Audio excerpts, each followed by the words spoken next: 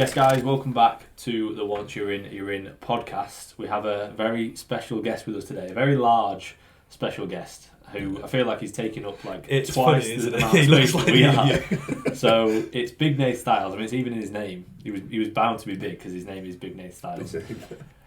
People will know who you are, mate, but feel free to give us like a bit of an intro as to who you are. Can I your say about Big NATH? You're the only guy called Big something that I actually think makes sense. Yeah. I said that to Shannon. Every single person, like we say, Big NATH. It's not just NATH, it's Big NATH. And I feel like a lot of people, when they say, you know, I'm big this, I'm big Man Connor. I've had a client called Big Man Connor, and it's like, you're not big, bro. I said to Shannon, I was like, oh, we've got Nath's coming on. She was like, who? And I was like, oh, Big NATH. And she was like, yeah, Big NATH. Right. She was like, oh, right, yeah, Big NATH STYLES. Yeah, that makes sense. So, Big NATH, give us a Big NATH. Yeah. Well, I don't think it's been Big NATH for that long, to be fair. Maybe a couple of years. Phoebe before, Small NATH. Yeah. Just NATH. Just NATH. But Phoebe's called me Big NATH, so that it kind of just stuck. So, yeah, Big NATH. I hate saying this. I'm an IFBB pro. Yeah. Open pro. Not classic. Not classic. Or men's physique. Men's physique, yeah. Bikini. I won my pro card in Italy in 2022. I've been competing since 2015. Been bodybuilding since I was like 16, 17. But seriously bodybuilding, I would say since about 26, 27. I then competed in 2015, 2017, then took 4 years away from the stage, competed in 2021, then won my pro card in 2022. I've been coaching, I've been PTing since 2016, and then COVID forced me online, which was a blessing in disguise, really. Same for me. Yeah. And then it's just gone from there. I've been coaching since 2020, so 4 years online coaching, and that's going very, very well. And I'm looking to make my real pro debut in around 17, 18 weeks' time. What show? Exciting. Do you know? I'm going back to Italy where I won my pro card. Oh, that'd be cool. Hoping you get the same judges being like, do you remember me, guys? Yeah, do you remember me? Give me a good place. So yeah, that's hopefully the first one. But like I say, is that 17 weeks this weekend, and the London European Championships in the UK. That's 18 weeks. That's the week after. That's why you were doing the two bros post on the weekend. Yeah. Just be nice, hey guys. Just be nice. I'm here. here. Yeah, I'm here. Just remember, I'm going to be doing a show soon. Yeah. So they're the two what we'd planned into the timeline. But I spoke to Kel last week, and depending how fast I come in, maybe the timeline it might change slightly, because I'm in a good starting point already, and I think like once I start really trying to push for fat loss, it might happen a little bit quicker. It's like what you say, like once you, it's the same with you now, once you build that amount of muscle, you're never really that fat. No, I think you struggle, don't you? Yeah, you're always going to look somewhat lean. You're never in a bad starting point, are you? Like, no. I thought that when I saw you put, I think it was maybe the other day, you put like a reel on. Yeah. I was like, it's looking pretty lean, to be fair. Like, obviously not shredded, but even like you, even when you're like peak off season, you don't look overly fat because you've got a good amount of muscle. There's always more to come off than what you think. But like yesterday I saw you pose, your lower back's got like, when you hit a rear double, there's some like striations in your back. Quite right. Yeah, I've never seen that. But that's where I used to hold, like glutes and lower back. So there's hope. Yeah, you might get there one day. One day, give me 5 That's where Reese's holds. So I used to hold there like quite a lot, and like probably 8 weeks out, it'd start coming in.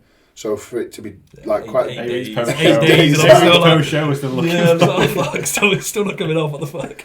So yeah, I'm happy. I'm in a good spot. So and I'm enjoying it, and that's the main thing. Yeah. Right. If we take it back to like the start. Yep. So I know you did a podcast with Magic Eye Media. Yeah. I listened to it. It was a good listen, but I don't want you to rehash the same sort of stuff. So if there's anything you've mentioned, just skip past it, because we want to know different sort of things. That's what we always say, don't we? When we get guests on who like, are quite popular, we always think like, because we're just like happy-go-lucky, have a laugh, like it's almost good to get to know the person like outside of just like the standard generic, this is my story. Like, so when it comes to you getting into it, did you, because obviously I think a lot of people would look at you as an individual and think, because nowadays you're a good coach, I'm not saying you weren't before, but you're a good coach, you've got a good amount of knowledge.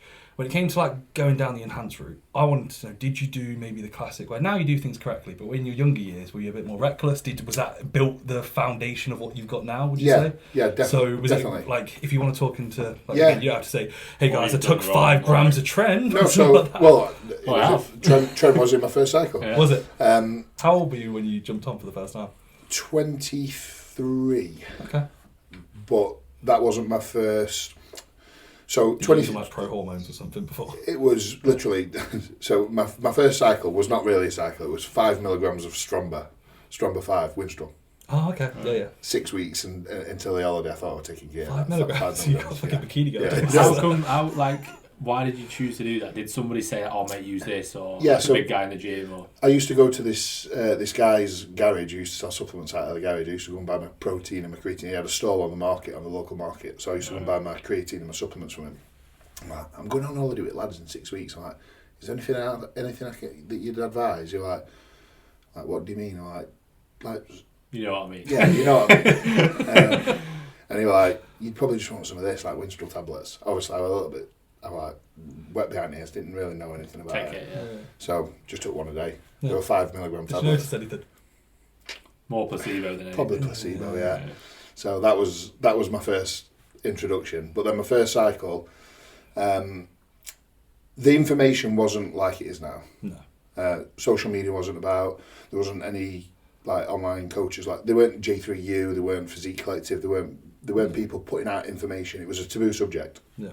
So I was speaking to people in the gym, and I obviously spoke to the wrong person. I'm like, I want to start. I'm going to think about competing. What do you suggest? You want 2 ml of this and 2 ml of that. Oh, what was the milligrams to it? So it was Testy, 250, so 500 milligrams of test, and Tren. Okay, 150, 300 milligrams of Tren. It's 800 milligrams total. Tren for a first cycle. Yeah. You throw yourself in the deep end. I threw myself straight in. Yeah. On top of that, the last 4 weeks, I did 4 weeks of Winstrol injection. Oh, okay. And I ended up with an abscess from that. Sick. So my first cycle was 12 weeks. I got an abscess right at the end, and I didn't touch it for 4 years. So did you PCT? Did you just come off completely? Just come off. Yeah, 12 weeks. You probably, if it's your first cycle, I just came off, and I'm not doing that ever again. Yeah. I went back. I went boxing. I'm still training. Probably training 3 times a week. It's mental, that, isn't it? I almost imagine because of how big you are, that you've been from 14. You've been bodybuilding. It's crazy that like my age, almost Reese's age, you were like, I'm going to start. Yeah. Well, how old are you now? 25. Yeah. Just before, I'm way ahead of you. I'm so bigger than you, bro. Do you know what? Like, I've not got regrets because, like I say, the information wasn't out there now. But I wish I was your age. 10 years, born 10 years later. I wish I was born 10 years later because I know that I'd be a lot further on. My knowledge on training would be better. My knowledge on PDs would be so much better. But do you also think on the other side of that, think about the young lads now who are way too far on the educated side where they don't train hard. Exactly. They're over-obsessed with it. So you think, it's good because all the knowledge is out there, but your training partner would hate you. It's gone too far. Would hate me. Hate you. Yeah. So, it's one of those. It shaped a lot for me in terms of kind of my experience and stuff now. Then I decided to compete again. Did you compete then when you took that? So that was me. I was going to compete. I mean, I built a physique. I'd say about 16. I did it in stones then, but I got to about 16 stone naturally. Okay. Yeah. I was playing football at like 15 and a half, 16 stone. I was a big lad. I was training hard. I've always ate my food. Always trained hard. And I put 2 stone on in 12 weeks. I went to like 18 stone something on my first cycle. Yeah, it's good. And then completely stopped everything. Went down the boxing route. Still trained a little bit, and then I got in decent shape. And somebody said, "Oh, you should do a bodybuilding show." I'm like, all right. I've kind of thought about this. I've thought about it before. I'll do it. That was like my second introduction to PDs again, which was a lot more. I say sensible. It's still about 900 milligram total. I did. So it's more. Yeah. How but better compounds. Yeah, I was gonna say. It was a prep cycle. Yeah. So I just did Monday, Wednesday, Friday, 100 milligrams of testosterone, 100 milligrams of masteron, 100 milligrams of trembolone, 300, 300, 300. Okay. Yeah. Literally straight through. That's what I started on. That's what I finished on. Yeah. I think I put a bit of Anavar in at the end. Well, that was your first proper competition? Yeah, that was. I got a second at the NABA first timers and then got a fourth at the British finals. Oh, okay. Yeah. Fair enough. Yeah, were you being like coached at that point, or was it just like asking for advice from different people? No. So I wasn't being coached, but there was a guy in the gym. It was one of my friends, and he'd gone down the sort of macro tracking based route, and he was very knowledgeable about stuff. I did my own diet, and I used to just go and see him every like couple of weeks. I'm like, "What do you reckon?" He's like, "Yeah, just remove 50 grams of carbs." Yeah. And I'd work my own food out, and I kind of just ate the same thing every meal anyway. I just did that progressively, put myself in a deficit, more cardio, less food, and I got peeled, but I was like, I just didn't have any muscle at that point. I'm like 200 pound on stage. For your height. 160. Yeah, but 157. Yeah, but like, but 6'4". Yeah. And I think I've seen photos. I think like of when you were like early days. I feel like I have, and it's like obviously it's mental. Yeah, mental. And I was 27. Yeah. Like that was my first show at 27. Yeah. That's crazy. I feel like nowadays a lot of people, they get into it. Everyone's getting into it earlier. Yeah. Because most people now at 27 is like really late Everyone to do a show. wants everything here and now. You know, like they think if they're not a pro by 25, 26, like it's game over. I'm wasted. Yeah, I might as well retire. Yeah, I won my pro card at 36. Yeah, that's crazy. I didn't think you were that old, to be fair. Sorry, yeah, I'm not trying to be. I thought you were early 30s. Yeah, I thought you were like mid to early 30s. Clearly, you need to up the dose. Honestly, bro, you look fine. You look fine. So you compete for the first time. That went all right. Yeah, all right. Second and then a fourth.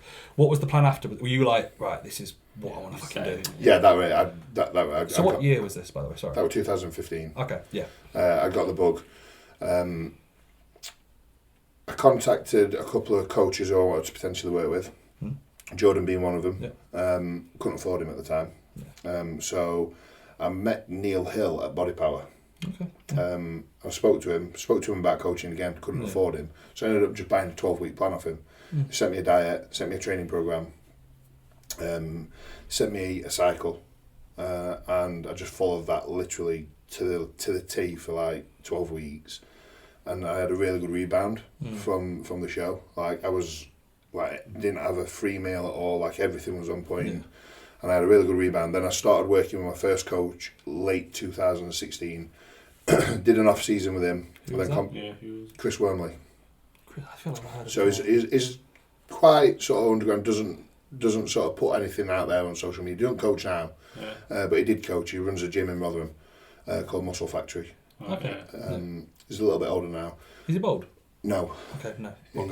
He's like late 50s, I'd say now. Okay. And I used to go and do in-person check-ins with him every 3 weeks. Was it old school? Very old school. So, cool though, like I quite like that. Yeah, very old school. Yeah. So I'd go and see him in person. He'd take photos on his digital camera in like in like a little shower room. I'd go back down. He didn't used to say anything to me. It gets even dodgier. Really? Like he'd ask me he'd call out the shots, I'd pose, and I'd be like looking for feedback off him. He's just like, he didn't even used to say anything. Like until I got to about 3 days out, and then he was like, "Yeah, you ready?" So you were like, "Oh my god, am I ready? Am I fat?" Like what? That's good though, like because nowadays it's constantly giving appraisal. Like constant praise, and then when we have it when clients will actually give a client a compliment, and they go, "Shit." Yeah. They're like buzzing about it because we're not going to just blow smoke up your ass constantly. So that's pretty good. Like, so it was good because all I knew was just work. Yeah. I'd go and sit back down with him at his little coffee table, and then he'd write my changes on a piece of paper. I'd take a photo on my phone, so I'd got him on my phone. He'd be like, "I'll email him later." It might have been later, it might have been the day after, but I'd got the changes on my phone. Yeah. I'd go away and say, "Come back in 3 weeks." That's really cool. And then it got to about. Do you remember how much you were paying? I think for prep, I paid him maybe £400 for the whole prep, which was like 12 weeks. Yeah. I think off seasons, he like charged me per check-in. Yeah. Okay. So it might have been like an off season program might have been £50, and then it was like 25 quid a check-in or something like that. Yeah. And it might have been every 8 weeks. It weren't like what it was now. But that was 2017, and I came back as a novice, and I were £240 on stage then. That's cool. From £200 in 2000, so £40 a stage weight. So I was leaner and a lot more heavily muscled. Yeah. And I come back and did 3 novice shows and won all 3 shows. So cool. I was like, I didn't expect that. I didn't know what to expect. Yeah. So I won 2 PCA shows and I won the NABBA England. And that's when I social media had started ticking off a little bit then in 2017. That's when I started getting a little bit like of attention. Yeah. And people were saying, oh, you should do this, or you should do that, or are you going to look to go for your pro card, or you've got the potential to do this. And I'll be honest with you, like, I just wanted to try and take in what had just happened. And I think I put quite a lot of internal pressure on myself. And I had about 6 months where I'm like, do I want to do this? Do I not want to do this? Yeah. And I just started PTing like quite heavily, so I focused on business quite a lot.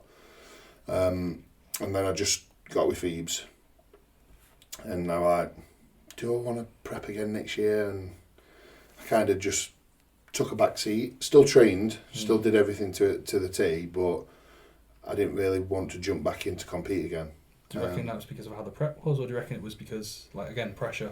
I think it was more when you're pressure. quite far away from where you want to be. Yeah, people are telling you could do this, but you're still a good amount away from it. Yeah, like having that time off. Yeah, so like in hindsight, it was a good thing that I did have time away, but it kind of did I fall out of love with it a little bit? I probably didn't. I was just probably putting that much pressure on myself. I probably lost a little bit of enjoyment for stuff. Yeah. It's easy done as well, especially like you say, if like at that point you were PTing and you're trying to then be like solely business focused. You do start like it's easy to fall out of love with your own training because you're just focused on everyone else's training. You associate training with work. Like, you're in the gym. PTing, just like you'd be like, let's say when you get busy PTing, like I remember I used to be doing like 6 hours PT.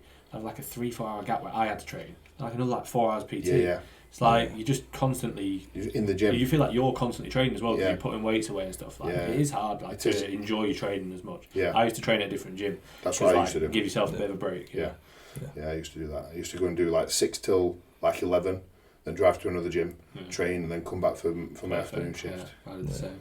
So, yeah.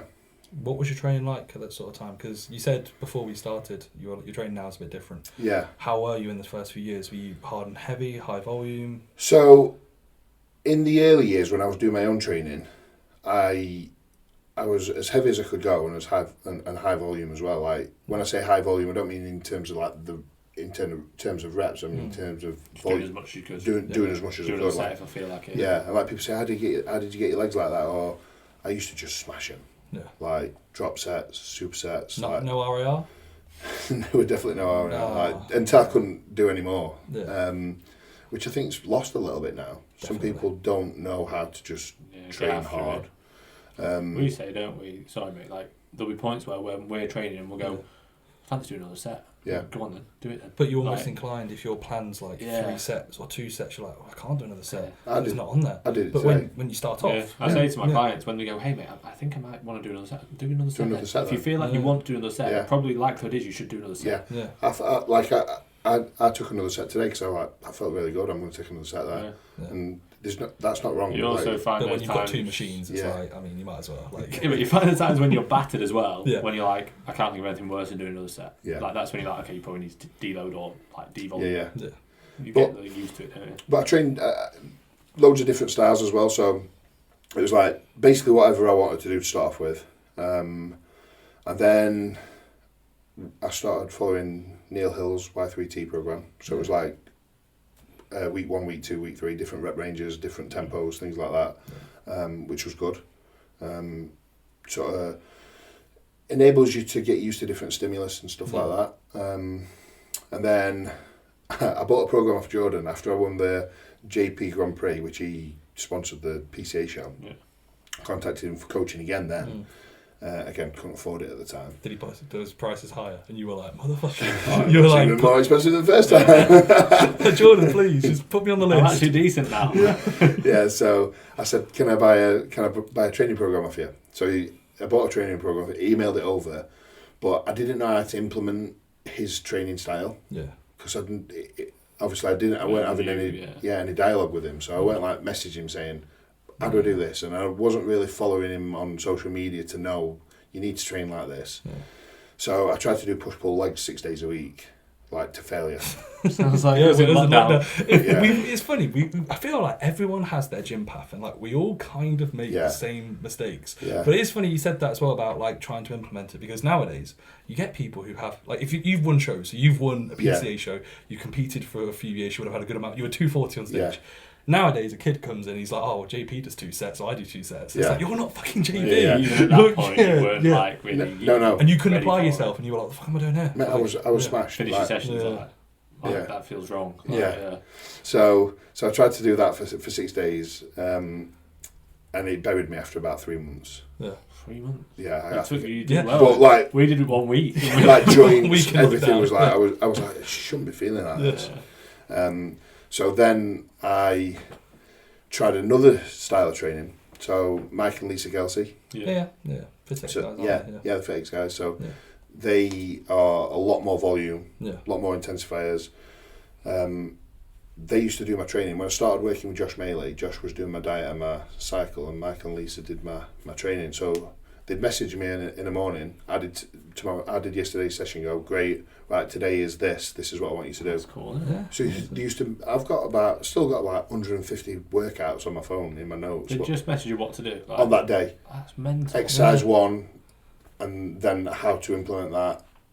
That's mental. Exercise 2. What would be like an example session if you remember? Well, you think that sounds mental, but that's what we do every day for our clients. No, but it's already pre-prepared, and then if you make changes on a weekly basis, like that'd be quite eager to be like, dude, I'm training today. That's like, cool, my arms were some shit, like, or third leg day. It's only been. How was yesterday's leg session? Yeah, it wasn't great. Right, you're doing legs again today. I'm gonna try and find it. That is really cool. It's definitely like nowadays again. People just copy the same sort of stuff. It's the same template. So this quads. Exercise 1, leg press, warm up, then 5 seconds down, 5 seconds hold at the bottom, 5 second contraction. You can still go quite heavy on this. Try to reach failure around 6 reps. Rest for 10 seconds, then perform normal reps to failure, 3 sets. Exercise 2, leg press, 3 second negative, slight pause at the bottom, drive up, don't lock out. Set 1, 20 reps to failure. Set 2, 30 reps to failure. Set 3, same weight, 40 reps to failure. Sick. Use rest pauses if you need. And when's this? What year is this? Have you got a year or date on the message? That's maybe what I just copied and saved. Okay. No wonder your readiness is amazing now, mate, because you've absolutely smashed yourself in previous years. Yeah. So your body's just like, it's amazing. I'm not doing fucking 30 to 40 rep. This is from Mike. So this was 2022. This was when he was doing some push sessions for me. Okay. Let me go back a bit further. 2019 back. It's cool, this, yeah. Chest supported row. Pull shoulder blades back with straight arms. Delay bending arms for as long as possible. Then squeeze back and contract hard. Approx 8 reps. Rest 10 seconds. Normal reps to failure. Rest 10 seconds. Engage shoulder blades. And then shrug straight back. As many reps as possible. So it's basically like in 2019, he's basically saying do Kelso shrugs at the end of your set, which now is like a big thing. Yeah. That's proper cool. Like, this is the sort of stuff you don't usually hear about because coaches don't do this anymore. Yeah. You know, like there might be a few old school coaches, but nowadays it's like, oh, you got your spreadsheet, bro. That's it. Yeah. And so, how did you find this? Like, when you do it, you enjoy it? Yeah, I loved it. Yeah. Did you feel like your I was doing 6 days a week and PTing, so it smashed me. Yeah. Right, guys, we're back. Nath has some paper here that he's going to fan himself with because life at £325. To be fair, do you know what it is? Sometimes I get a little bit carried away and don't breathe, and then I start getting hot. So do you know what I was talking about that? I'm like, oh shit, I'm getting hot. And it's like 20 degrees outside. The camera went off, so it goes off every half an hour. As soon as it went off, he stood up, he's like, I'm roasting by the way. And they just literally looked around. I was like, what's he looking for? And he was getting some paper. I was like panicking. I was like, I need to open the door. You'll probably know. You might not be able to. Can you see me on here? I'm in. Pull yourself a bit forward, mate. Yeah. There we go. So you might not be able to see on here, but I am the sweatiest man in the world, the hottest man in the world. I always think that. When you're training with Cal, and I see Cal had just done a set, and I was like, I'll go over again because I don't really know Cal. Like I spoke to him a bit, but I was like, I need Nate for a spot. So I went over. Was I steaming? And you were steaming like mad. And I looked and I went, have you just done a set? And he was like, no, Cal's just done the set. I was like, I'm sure it was Cal that's just done the set. And you were like, no, I haven't been for about 10 minutes. I was like, can I get a spot? You're like, yes, you were like over a machine, like, and like Stephen, I was like, that wasn't your set.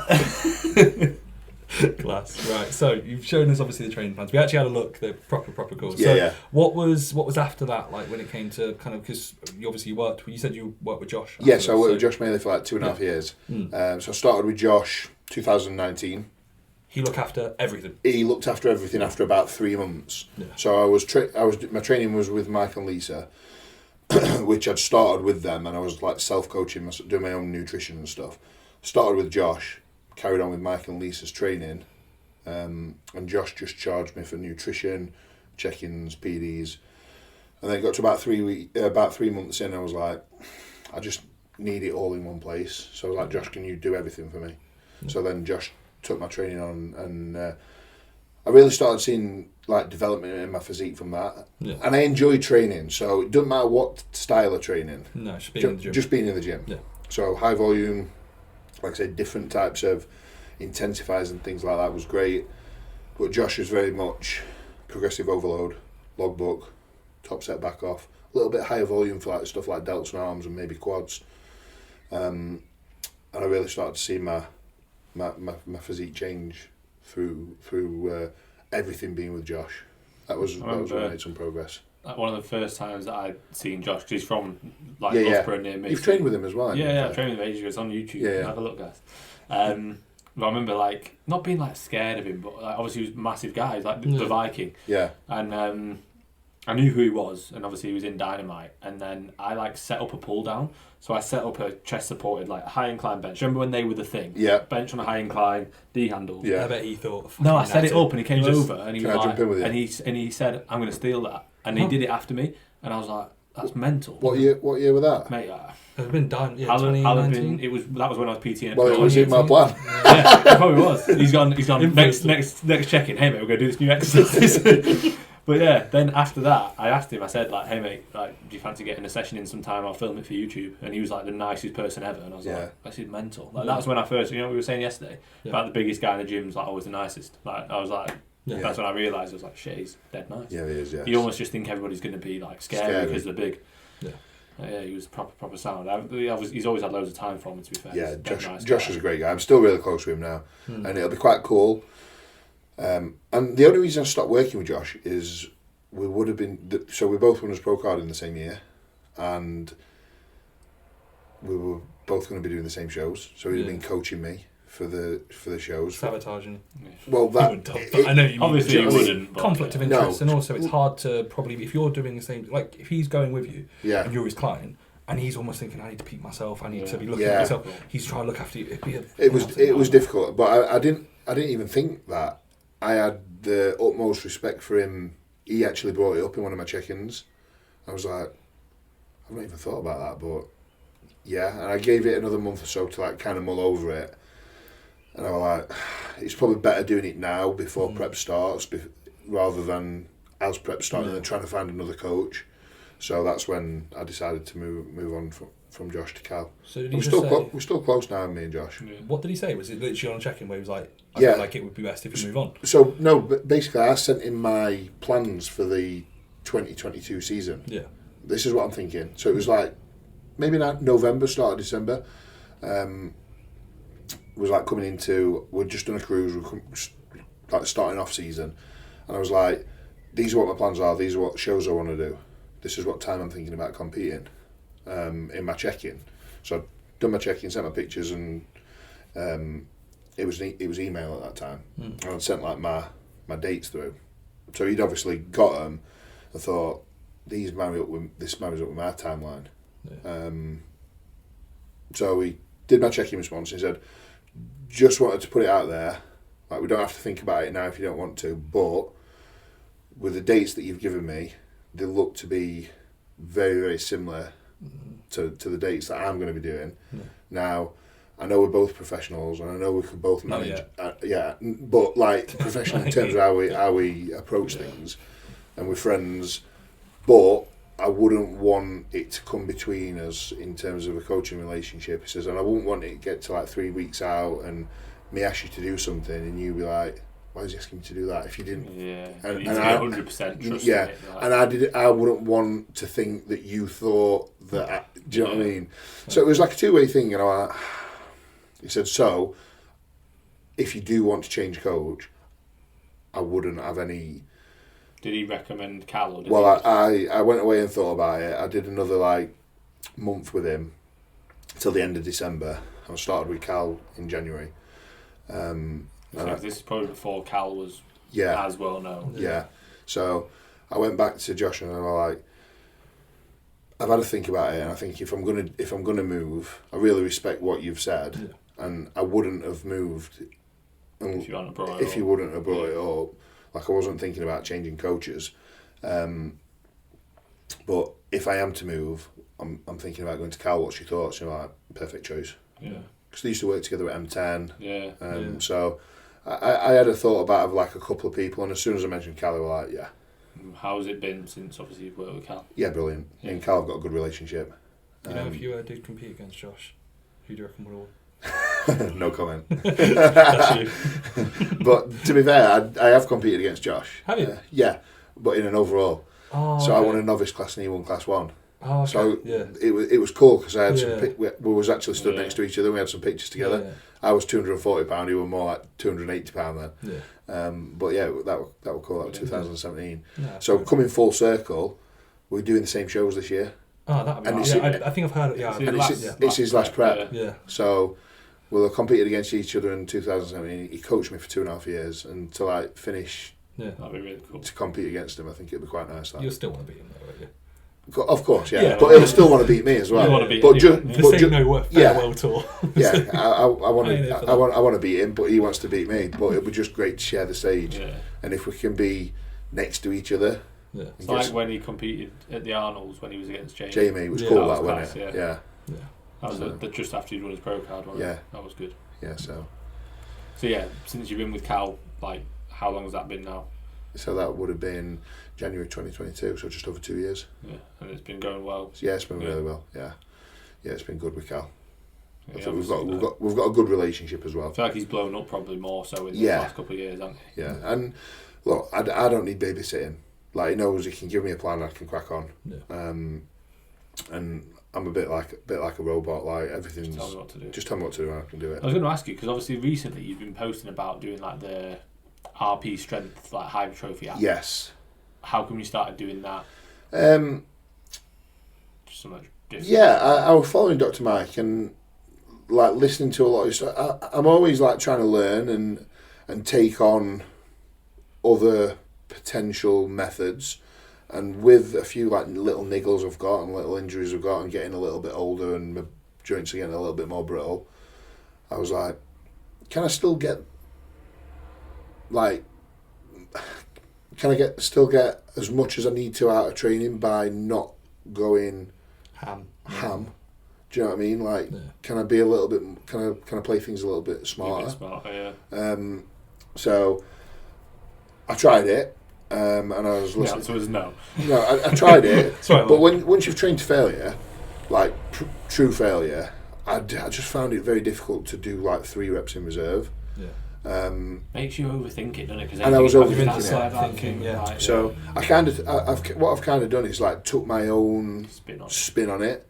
So I still run like a bit of a 5-week rotation, where the 5th week I'm usually smashed because I've done 2 weeks of failure. So week 1, I'll take my last set on every exercise to failure. The set before, I might leave 1 in the tank, where I just don't take a 50-50 rep. Yeah. How many sets we took? Just 2. Yeah. So if it's an exercise where I've got 2 sets, I'll take the 2nd set to failure. Do you pretty much just do 2 sets out on your compounds and then whatever you feel on 2 or 3 on my isolations? Yeah. And it's mainly compound work I'm talking about. Isolations, I'll just get all the way. How they feel. Yeah. So I do that for week 1 and week 2. Week 3 and week 4, I take everything to failure. Yeah. And after 2 weeks of failure, I'm like, fucking hell, I'm smashed. Yeah. So I'll take a week where I just drop volume back a little bit, and I might, if I've got 3 sets on an exercise, I'll do 2. If I've got 2 sets on an exercise, I might do 1. And I'll just leave 1 in the tank. So you class that as like a D-volume week, and then you start the cycle again. But I stay in the gym. Do you actually deload as well? I was going to say, Do I take time out of the gym? Yeah. Was that more so for like when holidays? Yeah, very rarely. Be in the gym. I feel like that's what we've said, haven't we? Yeah. I said to Shannon after this year's prep just gone, I was like, the only time I'm going to deload is like we're going to do something. Yeah, on so holiday, like I'll make sure that if like we'll plan a few holidays and I'll just deload around them. Yeah. Because otherwise, like if you're deloading and you just sat at home, you're just thinking about training, or you're programming for someone and you're like, oh, I want to train. Yeah. It's like it's counterproductive, and then every single time you get back in the gym, you feel shit. And I think, especially for people who are new to training, the skill acquisition side of stuff, staying in and just keep repeating movements and getting better at movements. I think that you have a week off and not doing something, you go back in and don't feel the same. It's 2 weeks, isn't it? If you have a week off, it's 2 weeks since you've done a move. You shouldn't be deloading at all. Really. No, I didn't in my teens. Like I deload for years. No, I didn't. I remember I went 7 days a week. Yeah, I remember I went through like a year and I had like maybe 6 rest days the entire year. Yeah. Like because I just trained every day and I was probably doing 2 sessions in one day. So yeah. Like deload, you get forced into it, don't you? You get ill, or it's Christmas and the gym's closed. Like that's your deload. That's your deload. Yeah. So I don't like take time away from the gym unless I'm ill, or like in prep, 2022 prep. I think Carl made I think I took a weekend off once for the like 16 weeks, and like take Saturday Sunday off because I was smashed. And he like just take the weekend off. So I took like 2 consecutive rest days and then I'm back in. That's the thing though. Like usually you take 2 daes and you're like, I feel so much better. Yeah. But also at the same time, you feel better when you get back into the gym. But if you're seeking to feel like wicked, it's not going to happen. Like, you're not going to feel amazing. To feel superhuman, because like every time like, mate, is it normal to feel a bit like I tired. feel weaker? Yeah. It's like, well, you've not trained for like 5 days. You're like in a detrained state. Yeah. You've probably had less carbs for 5 days. Like, what do you expect? You're not going to feel amazing. Yeah. Like, it takes time. You've got to almost like get back into it, ease yourself back in. And that's why like I'll always do. If I have a time off, it's like devolume in the first week, like you say. Work your way back up to it. And I only program that type of training with clients of mine who I know who can train. Yeah. Like there's some clients who I know they can't train. Name names. No. I have clients who like they don't need to worry about that. I have clients mesocycles that are like they've been 20 plus weeks and I'm like, you don't need a deload. Like you still don't train hard. You send me videos and I know you don't train hard, or you don't send me videos and I know you don't train hard. Yeah. Like then I have other clients who train like ridiculously hard, and like after 5 weeks I'm like, take this weekend off, or like you say, right, we need to pull volume back. Yeah, exactly. Yeah, fair enough. So we touched a lot about training, nutrition wise, food. Yes. What's being as big as you are, what's your food get up to? What is your food like, let's say, in previous years? Maybe not like now. Let's say when you were building your physique up, were you eating more? Were you eating maybe more unclean food? Because a lot of like bodybuilders nowadays, I feel like when they're putting on the size, when you've got your level, it's like you probably need to be refined. Yeah. But a lot of open bodybuilders, I find it's like in their younger years of training, it's like I'm just getting the calories, bro. Yeah. I'm just getting the calories. That's what you want to hear, so you tell yourself that. Hey, my diet is fantastic. I'm 130 kilos in okay nick at 25. I'll take this. So I'd say from 2016, like my nutrition, I've always been able to eat. Yeah. Like literally, I've always had a good appetite. I've always been able to eat a lot of food. Like even like all my mates and stuff like. Where do you put it? Like even when I wasn't. Your lower back. Yeah, that's my lower back of my ass. To be fair, when I was a kid, like people would be like, "Fucking hell, you eat a lot of food." What's happened now? I was skinny. I know. What's going on? So the first time when I got that plan from Neil Hill, I was like, "Fuck, there's a lot of food here." But was it a lot of clean food though? So like loads more. So I had to change a few things because it was expensive. I was still living at home then. It was like steak and salmon every day. Oats and blueberries for breakfast with like steak and eggs, and then it was just like salmon and chicken. It was all whole foods, organic, organic stuff. Yeah. But it was all whole foods, and it was like, this is a lot of food. But that learnt me to eat. And then when I started with my first coach, Chris was not scared to push the food. I ate a lot of food with him, like a lot of food.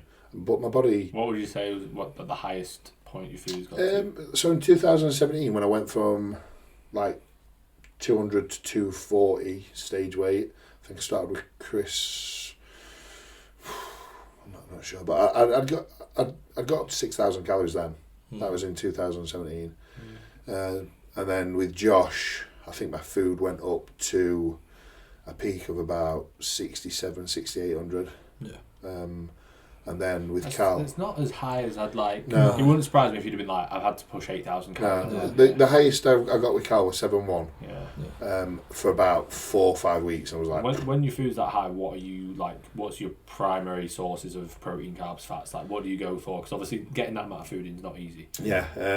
It's all generally still clean stuff. I'm not one who adds muffins and stuff like that. I think it's silly. Like, it makes it harder. Yeah, it makes it way harder. Fats slow down digestion. Yeah, and it causes digestive issues anyway. Because it's just poor quality. Yeah. I'd much rather, especially if you were to give me like 6,000 calories, I'd much rather have it through clean sources. Yes, the volume might be bigger, but you say that. You say clean food. Like there's a difference between clean food and then like just being stupid. Yeah. Like people will listen to this going like, what clean food? So he's just having like chicken, rice and veg? Like no. He's having cream of rice. I'm having cream of rice. I'm having fruit. I have cereal. I have bagels and jam. Yeah, dates in your cream of rice. That's all. Yeah, dates in my... How good are dates? Great. Dates, raisins, stuff. Yeah. Honestly, if you've not had dates, get on it. Like, they're ridiculous. Tesco finest Majorel dates. Mate, they're so good. They're the one. They are ridiculous. They're like £4.50 a bag. Mate, the ones there's other ones. I don't know how you pronounce it. It's like Deleged Noir. Yeah. You get them from Tesco. They're like £3.50. They're decent if you get a squishy pack. You can't get the ones that are hard. Mate, I'm in there checking them in Tesco. Just saying, we'll go back and say we spoke about loads of dates. And like, dates you've been on. No, dates, the food. Yeah. We spoke for an hour and a half about dates. Yeah. I could speak all day about dates. But yeah, it's always been relatively clean. So rice always digests really well for me. Yeah. I've always had a variety of protein sources. So I love salmon, so I generally have one salmon meal a day in both training day and rest day. So that's my fats come from salmon, red meat, whole eggs. I have added fats in off season before to other meals like oils or almond butter. Yeah. I'm not a massive fan. How high do you have your fats? Like even at this point that you're on now? At the minute it's around 75, 80. Okay. What would they be at like peak off season? Just from like a combination of the foods from trace fats, probably 100 to 110. So that's still quite high, like all things considered. Yeah, I know you've not got crazy. It's not crazy. It's good quality food. Yeah, it's good quality. Salmon, beef. So like my whole eggs might go to 4 whole eggs. Yeah. Obviously 200 grams of beef or fillet steak, a salmon meal, a bit of almond butter, a bit of dark chocolate. Before you know it's 100 grams of fat. Yeah. Do you think like when it comes to nutrient quality, it makes a big difference for somebody like you? Because I completely agree. Yeah, massive. Yeah. If you were to have like, because I think a lot of people, especially when you're getting into it, it's like, protein's protein. I can have 3 servings of whey and 2 servings of chicken, and it's like, well, you can, but there's probably better ways to do things. Yeah, I have 1 serving of whey a day at the minute. Yeah, and that's post workout or potentially pre workout, depending on what I feel. Sometimes, like today, I had chicken and rice pre and chicken and rice post, but I'll just add some fruit and I might add a bit of almond butter to it. Do you like chop and change on a daily basis? Yeah, so. This not is where, like drastically. Not drastically, but this is where Cal will trust me. If I want chicken and rice and some fruit and have that post workout rather than cream of rice and whey and some fruit. I find that like on a weekday I can do that, but I don't like doing that just because of workload. Yeah. On like a weekend, like let's say on a Saturday because I train a bit earlier. Like if I'm like post workout, I fancy having this instead. Like I'll take a shake and then I'm gonna go grab some food with Shannon or whatever. Like so I can do that, but in the week like.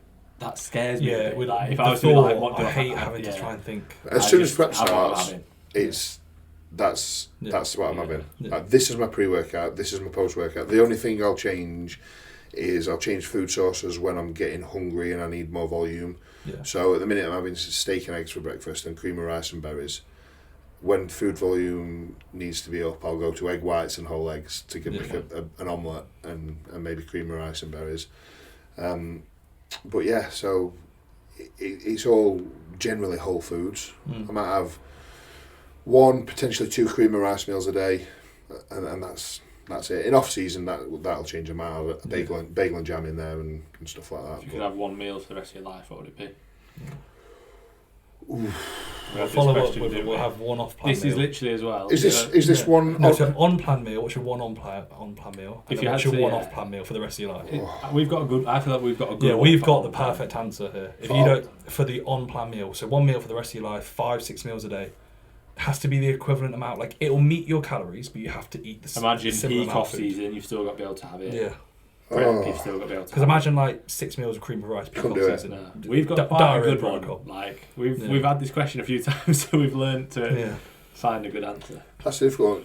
I think it changes. My palate changes with what I fancy. Yeah. At the minute, my my go-to is chicken and rice with almond butter and mango. Pretty fancy. Yeah. Not a bad shout, that. Yeah. What do you say? It's a bit like sweet and sour. Beef mince, rice. Because you think, when you like peak off season, like beef, rice, and like olive oil. Yeah. You get your fats. It's easy. But that chicken rice. Yeah, I feel like if you don't go rice, it's a dangerous option. If you're not sure about the mango mango. I have mango chunks in the morning with my yogurt. It's class, but I've not had it with rice. It's very nice. I have to try it. It's a little bit like a bit of a Thai twist on it. It's not as good as dates, though, is it? Not as good as dates, but better than pineapple. I have dates. We need to move on from dates. I have chicken, rice, and dates. He does. Yeah, he has the dates just like warm dates in the rice. Oh, that sounds vile. Yeah, that sounds good actually. Get on it, mate. And then if you had an off-plan meal, maybe not every meal, but what would be your off-plan dates? Cal says, right, go for a meal. Be like, hey, I had a whole pack of dates. They were amazing. Off-plan. What would be your go-to off-plan? Do you know what? I would have said sushi, but I had that much in prep last year. What was happening with that? Weren't you having you're spending like 90 quid a day on it or something? It made it ridiculous because kept telling you to go for it. So, and once I'd started, I wanted to stay consistent. So I went to like Edo Sushi in Sheffield. Have you been? No, so it's quite expensive, but it's decent. But like firstly, get 50 rolls of sushi. I want you to have 20 of this, 20 of that, 20 nigiri. Are they? Oh, right. So 20, some small ones. They're still like that. They're big, yeah. 20 salmon nigiri, 20 prawn nigiri, 10 specials of choice. Yeah. So I'm banging when it was like 75 quid. And I'm like, fucking hell, 75 quid. You're like, are you going to be able to sustain this? Like when I give you refeeds, I'm like, yeah, of course. You would have liked it. You'd have been like, did you think he meant from a appetite perspective? Yeah, he meant financially.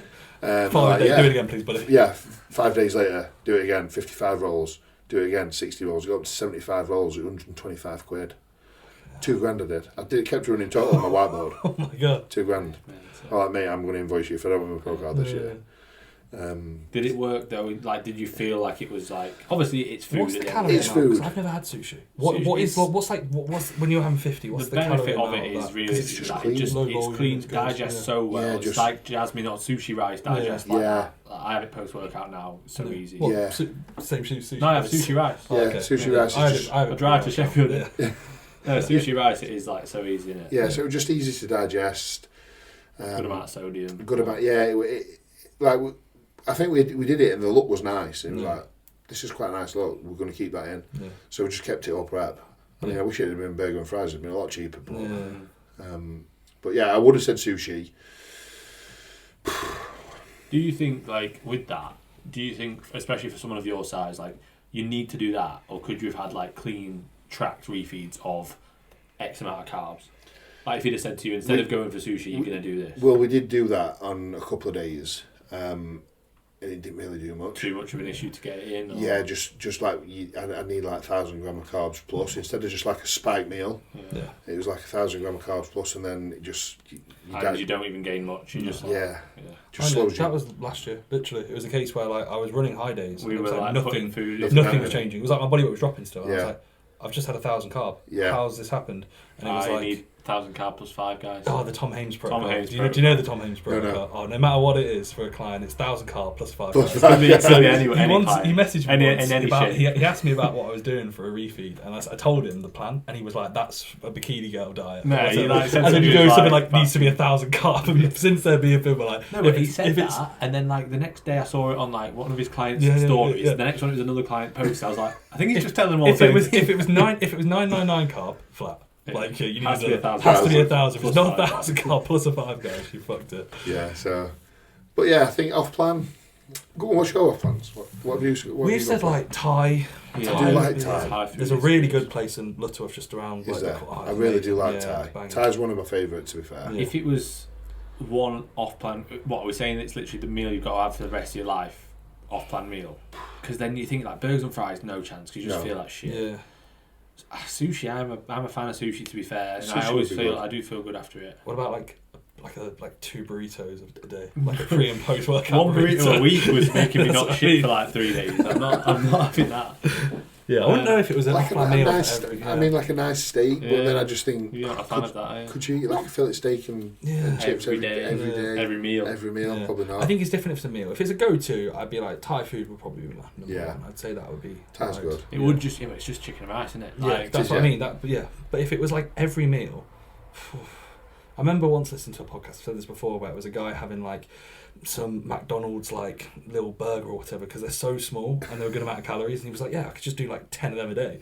And I was like, but your digestion, you would literally be shitting, shitting yourself. And just the actual food quality. Your girlfriend would hate you. You're not going to look good. You would smell like you look like a bag of dicks. You'd look awful, wouldn't you? Yeah, no matter if you're like eating plenty of protein, you just look like shit. Yeah, but the volume of it for the calories is easy. So like off season, sound. And then when you're prepping, you just have like one a day. That's it. Like you just have one little burger and you're like, right, that's my food done for the day. Yeah, I'm not too sure. So we were saying about, because the camera died, like post-show rebounds. So with clients, obviously you've had plenty of clients. How many did you have on stage last year? You know, individual clients. I mean, plenty. Phone died. No, it's on my work phone. I probably had about 30 to 35 clients on stage last year. Yeah, I had a really good year last year. Yeah. By far my most successful. Obviously, each year you want to be. I feel like last year you like yeah. So last year it was like, I think it was 5 overalls, 3 IFBB pro cards. I think it was something like 27 first places, 24 top 3s. It was a really good year. Yeah. So that, and then Eddie, obviously, Eddie and Phoebe were my first 2 pros who like competed as an actual pro, and Eddie got 2 top 5s in his classic debut, and a top 10, and Phoebe's got a top 10. Did she get 10 in the Hurricane in Tampa? No, I think she might have got 11th. Like 24 girls. Yeah. So how long have you coached Eddie for? Since 2018. It's cool that you don't that loyalty nowadays. Like 6 years of coaching, a lot of years. Yeah. You know, like. And like I just like. Now you know exactly how he works. You know exactly how to communicate with him. It's just so easy, and he came to me. He's very good. I think he's very good. Oh mate, he looks so good. Like sometimes like. When I come see him in person, I'm like, the pictures just don't do you justice. When you see him in person, he's so bubbling, so round. I remember like I went to the same school with him, and like he was just a genetic freak at school. Like he was running like 11-second 100 meters. Oh yeah. And it was like, what the fuck? And he just had like massive delts and just like, fuck is that guy? He's a good looking guy. Yeah, he's just like meant to be a bodybuilder. Yeah, he's so good. So good. So yeah. I think he was a muscle model when he came to me. Yeah. And he said, you were like, what the fuck are you doing? Well, this is fucking stupid. I think he got second at the British. You know, like, I know I can be better for the Worlds in like 3 or 4 weeks, I think it was. Yeah. Like, what do you reckon? I'm like, 100%. And then I ended up winning the PCA Worlds. Like, I would only been helping in 4 weeks, but like, I'm staying with you. Magical peak week protocol. Yeah, magical peak week protocol. Haribo, pre-stage. So yeah, and then he won his pro card in 2021. Yeah. So, was that your first, or was it Phoebe before? No, he was my first pro. Oh, okay. Yeah. So yeah, he was my first pro. How did that feel as a coach? How did that feel as a coach? Were you like, because I feel like I'm emotional. More. Yeah. I'm emotional, so I was in tears. Yeah. I think I've got more attached the better I've got, and more invested you get in the journeys and stuff like that. But yeah, it felt especially with your better clients, like, and I don't mean visually better, I mean just like in terms of adherence. Yeah. You always end up being more. You give so much a fuck because you know how much they put into it. Yeah. The ones that cheat on their diet and fuck up, you're just like, you're almost in a weird way. You're like, if you don't win, it's like it is like you do everything that you possibly can, but then you've got almost you'd say to them, look, like at the end of the day, you can only do so much. Yeah. Right? But yeah, so were you with Phoebe before you coached her? Yes. Right. Yeah. I was gonna say it wasn't like you were coaching her. No. Yeah. No, so Phoebe started bodybuilding because I wanted to prep again. I want to prep again, but it's a new relationship and it's difficult, and I don't want it to fuck this up. How early was it? So me and Sinai knew each other for 2 months before we both started prep. 6 months. Yeah. Okay. How did you meet? at the gym. We was friends. Me and Phoebe were friends for about a year. You got out the friend zone. Yeah, well, I had a fiance at the time, really? And she had a boyfriend. And she called you Big Nate. And she called me Big Nate. And you were both like, no, it was obviously it was nothing like that at all. We were just friends. But me and my partner, ex-partner, we were just not meant to be together. She didn't understand what I was doing. Yeah. And I don't think Phoebe's and her fella were too good. Imagine that you go up and go, this is my friend. I'm just training with a friend. And it's like, this is my friend Big Nate. Big Nate. Oh, Big Nate for the sake of Big Nate. Yeah. Hey, Big Nate. Round for food today. Turns up at the door. You'd be sat there. I just pack my bags. In a bit. I'd tuck you in. I'd be like, you know what, I'll tuck you guys in. Have a good night. Do you know what? What funny is, Phoebe's got a twin brother, and I knew him from the gym as well. And the first time I stopped at Phoebe's, he obviously didn't know I was stopping. You accidentally slept with him. I accidentally slept with him. He looks good in a wig. Do they look similar? No, they're not identical. No, they don't look similar. Oh, fucking thank God. Sorry, that's a shame. But yeah, I was in the kitchen in a pair of box shorts, and he came down and went, "Morning." I'm like, oh. No. What? That's the first time you met him? No, first time I'd seen him. He didn't know that we was seeing each other or anything like that. And he come down into the kitchen, I was eating a bowl of Weetabix out of his bowl. He actually said he's just got married recently. He actually said that in his speech. Yeah. He was like, "What the fuck?" When I came down and saw you in my kitchen. But yeah, so she was coached by my first coach as well. She was like, she didn't know what she was doing. She was like, not done posing or anything. And she was like, I'll just prep with you. I'm like, are you sure? She was like, yeah. So she seems to be like that. She seems to be like very chilled, spontaneous. Just having a bit of fun with it. So she just prepped with me, and she just went on posing lessons with Emma Heineman, and literally just took to it. So in her first year, she got, I think, 6th. She did tone figure to start off with, which is that what I did? Yeah, tone figure. Yeah, so she got 6th at NABBA England tone figure. Then I think she got top 3, and then she qualified in her first year. I think she qualified for the NABBA Universe, and I think she ended up getting top 5 at NABBA Universe. So she had a couple of seasons at toe figure, and then she went into bikini. Yeah. But Cuba coached her for 3 years, and then I took over towards the back end of her prep when she won a pro card. Magical people. Came in and you were like, God, she's going to win a pro card. Leave your coach now. I'll coach you for 2 weeks, please. And you're like, straight in the bio, 1X, IFBB pro. The card emoji. Oh, that's class. So moving forward, when it comes to, let's say, again, how things have been, what's your plans after this year? Because I remember speaking to you, I think we spoke a few times at Rotherham. Yeah. But I remember you saying to me, I don't feel like I've got long in the game left. And this was a few years ago. Yeah. Now, obviously, I feel like when you get a pro card, it always gives you a new lease of life. Yes, it does. You're not going to just want to do one pro season. No. I'm not going to do one pro season. Where's your head at? Do you want to get to a point where you've hit a cap and you're like, this is my level? Or do you just want to keep going? What if you were to be in 5 years? Yeah. Will you be over 40 then? Yeah. Yeah. So I'm 37. I'm 37. You'll be 42. Yeah. Do you think we still competing in 5 years? No. You reckon you got what? 2 year 40 maybe? Yeah. I've always said. I mean, things might change. Yeah. But I've always said I wanted to be out before I'm 40.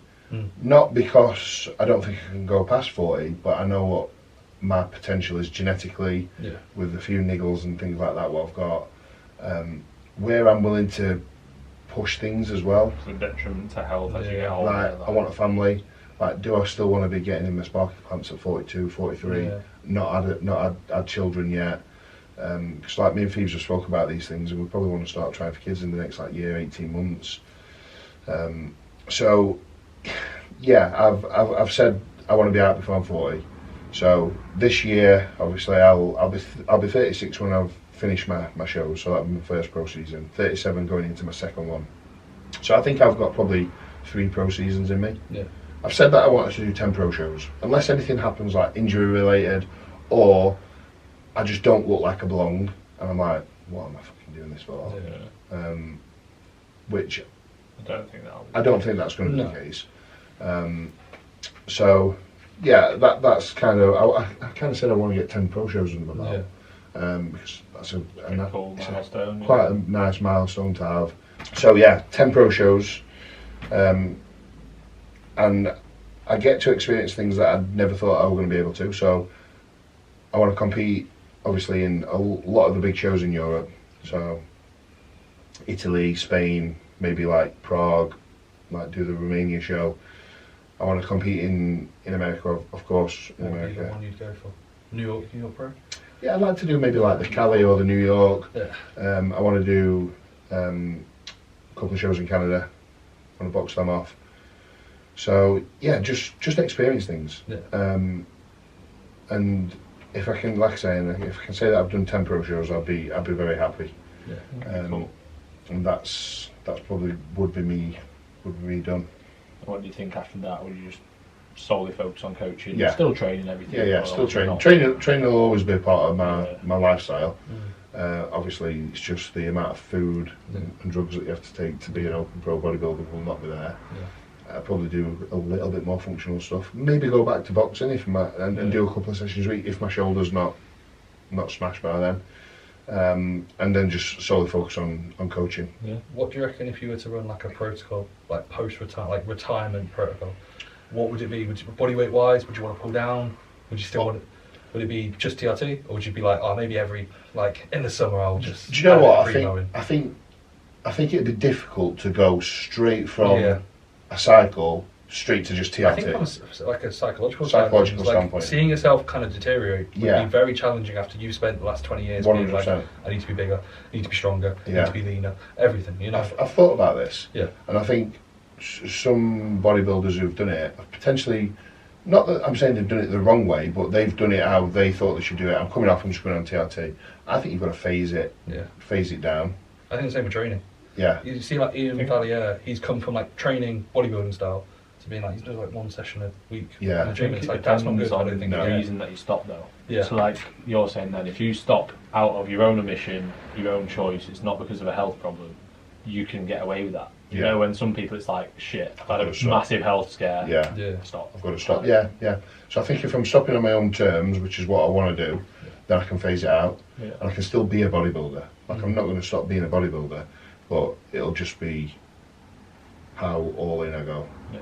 And eventually it'll be called medium NATH. Medium NATH. And then small NATH. Old NATH. Lanky NATH. Lanky old NATH. People will be like, I never realised you were this tall, Nate. And they're like, yeah, I just don't have 100 pounds of muscle anymore on me. But yeah, and I'm looking forward to just being able to fit. You're a bit the same now, but fit in normal. We actually got a question about that, so I'll go into that. Clothes-wise, it's a nightmare. It's a nightmare, isn't it? Where do you get your stuff other than obviously JP? Yeah, I don't wear anything other than JP and Is it just? Do you just? So if you were to go out for a nice meal, what do you wear? What do you wear? What do you wear? Yeah. So off season, it's like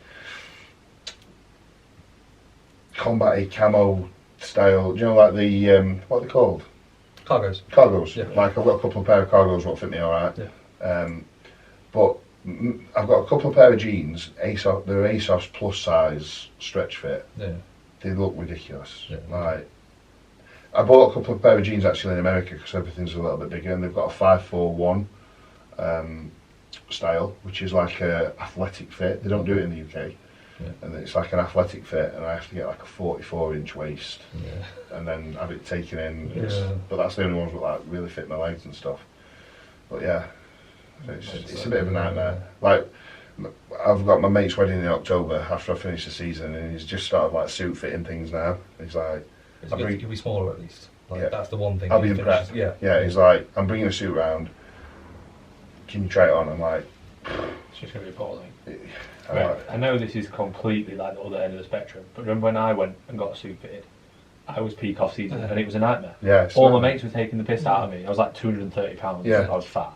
But like, and then I still split them. I saw Keith who put a post on the other day. He'd split his trousers. Yeah. He's like, and Keith, he's not obviously he's a big natural bodybuilder, but he's not 300 pounds. No, like, so like it's just it's the fit. It's the proportions. Yeah, it's the proportions. They don't like everything's either tailored or slim fit. Yeah. So it's just uncomfortable. But yeah, I mean, things are getting a little bit better. Like there's companies now who are making things specifically for athletic look or whatever. But this is not an athletic look. No. You're not an athletic. I'm not. Don't be trying to claim that. Maybe in 10 years. But yeah, it's not good. That's the one thing I do get stressed with is getting dressed. No. So would that be, because again, I actually carried on, I looked through the questions. The other thing was like, is there anything else you find like daily tasks? Like, let's say for example, your weight now. Again, tell me what you think about actually how hard other things are. But like steps. Easy. Your steps are fine? Steps are fine. So what's your average steps that you do? I keep mine up, and it's so much easier. Yeah. If I have like periods where they drop below, it's bad if it goes above. Like when I was in New York last year, I was doing like 20,000 steps a day. My feet, my legs were ruined. But I always say, like, just keep moving. Like if you were to do 4,000 steps, I guarantee at peak off season for like 3 months, you would. It'd be so bad. Well, I had about 3 or 4 weeks peak off season where the weather was shit. I was fit. You get a little bit slower. I was doing like 6,000 or 7,000 steps a day. Yeah. Like just sat at the laptop doing my work, thinking, pissing it down. I don't really want to take dog out. And I felt that. Yeah. Because I usually keep my steps to at least 10,000 a day. Yeah, I'm saying. Every day. And it's easy for me to do 10, 12,000 steps a day. I take dogs out twice. Yeah. Walking around the gym. Especially now in Ultra Style, it's a big gym, and you get more steps in. Yeah, definitely. So I'm always 10k plus. Yeah. And I always keep my cardio in. So, yeah. How much cardio do you do? 20 minutes every day. Yeah. Like what? So when like peak off season and then cardio, will that go up, or do you just bring food down? In what? Sorry. It's like within a prep. How high does your cardio have to get, or do you just keep it at that? So you just pull food. So last prep was 30 minutes spin bike daily, 15k steps. That was. Right. 15k steps, like your weight is a good amount. Yeah, that's a good amount of expenditure. Yeah, 15k steps and 30 minutes cardio. Yeah. And that's the max. So you got to the lows of 3,800 calories. Yeah. And 3,100. Oh no. 3.7 and 3.1. Yeah. But yeah. What other things though would you say is the challenge? Like again, what I said to you in regards to you get used to it. Like you don't really find. Yeah. It's normal to you. It is, and every time you get back up there, it gets easier. Yeah, 100%. So this time it was like I felt awful last time I got up to 340. Like it wasn't nice. This time I was like, how you feeling? I'm like pretty comfortable. Yeah. It's just the only thing that stopped me this time was appetite. Yeah. Like I could have pushed my body weight to probably 350, but it wouldn't have seen any benefit. One, my appetite would have gone to shit, and my body composition would have probably gone to shit as well. Yeah. So they usually go hand in hand. Yeah, they go hand in hand, and performance starts dipping. Yeah. As soon as I pulled food back a little bit and body weight dropped a little bit, and performance actually picked up, and everything starts firing again. So. Yeah. How are you at like getting out of the car? That's something Sanaya laughs at me constantly. I sound like I've like given birth. I'm like, the 2 series is not good, is it? No, so that's a little bit difficult. And I think I've always been a hot person. Like I've always been a sweaty person. You've seen this. You're doing all right. Do you want to? I'm all right. Yeah. I usually. This is a segue to like, can we please pause it? I'm really hot. I'm a really hot person. Guys, I'm really hot. Lads, I'm tired here. So yeah, just getting just hot all the time, just sweaty and uncomfortable. Yeah. But it just comes with the territory now. Like I'm just used to it. I've done it that many times. I'm like. How many times a day do you shower?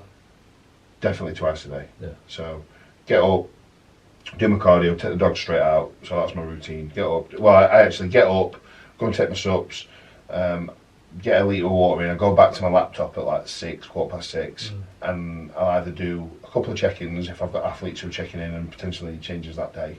So between 6 and 7, I'll do them. And if I've got any messages that people have asked like later, I'll just get back to them messages. Go and do cardio at about 7. 20 minutes, take dog straight out, back for 8, cook my breakfast, jump in shower, then back onto my work block from there. And then I'll have a shower. Then train and then shower again when I get home. Yeah.